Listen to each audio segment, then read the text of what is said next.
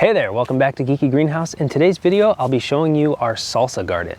So this video is going to be intended for people who are maybe starting a new raised bed garden or an in-ground garden, and maybe you're not sure what to plant.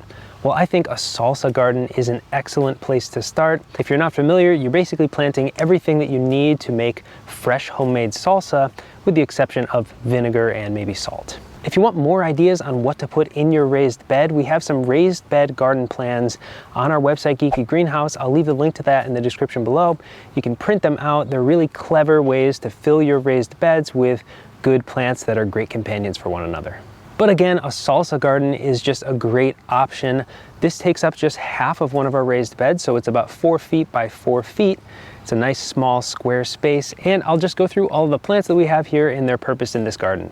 So first I have to start with the big tomato you see in the background. This is the Better Boy tomato, but any tomato variety will do. I like to go with a larger tomato, sort of a slicer or even a beefsteak tomato.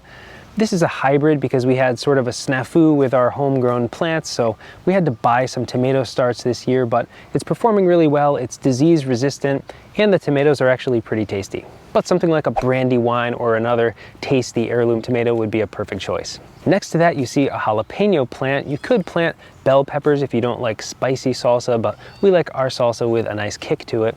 So we have jalapeno peppers over there.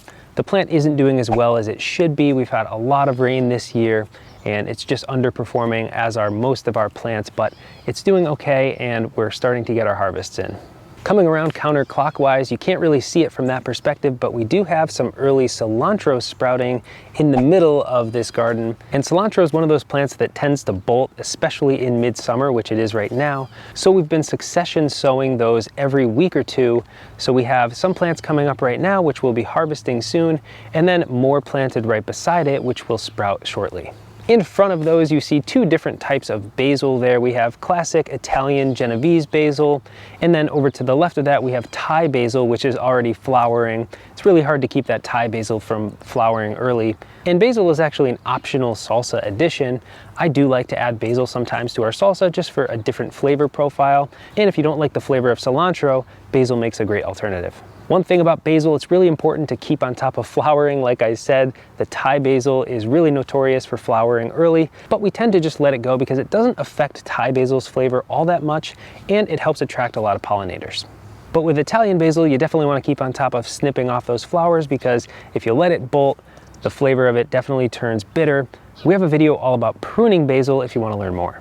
Up front, we have these two small chili peppers. These are Medusa peppers, and it's basically just a small space that we wanted to fill in with some color and some additional flavor for the salsa. These plants are already mature in size. They're maybe 8 inches tall, and they're just loaded with peppers. There's more peppers on here than I think there are leaves. Really impressive plant that we've grown for the first time this year. And finally, we move to this section right here, right beside me. This is a 1 foot by 2 foot area loaded with green onions, also known as scallions. The variety we've grown here is the Nabichan onion, and it's basically just your standard green onion. We planted these from seed, and they came up very slowly, but once the heat of the summer set in, they really took off, and now they're ready for harvest anytime. If you prefer normal white onions or sweet onions, you could definitely plant those instead. We prefer the slightly milder flavor of green onions. You don't get that aftertaste that can stick with you for hours, so I like using these fresh in our homemade salsa. And that's all we planted for our salsa garden. You could, of course, add other ingredients. If you like to add parsley instead of cilantro, you could grow that instead. Some people like to use tomatillos instead of tomatoes, so you could substitute that out in the garden. But I prefer tomatoes because we can trellis them vertically, so it doesn't take as much space up in the garden bed. And of course, if you like to add garlic to your salsa, you could intermix some garlic, maybe alongside with your onions, so you have the alliums all in the same space.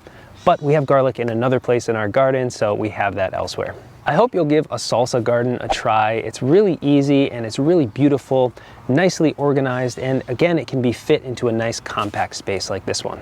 Don't forget to check out geekygreenhouse.com, where we have some other raised bed garden plan ideas for you to check out. You can print those out and plan out your garden for next season. Thanks for watching Geeky Greenhouse, and I'll see you next time.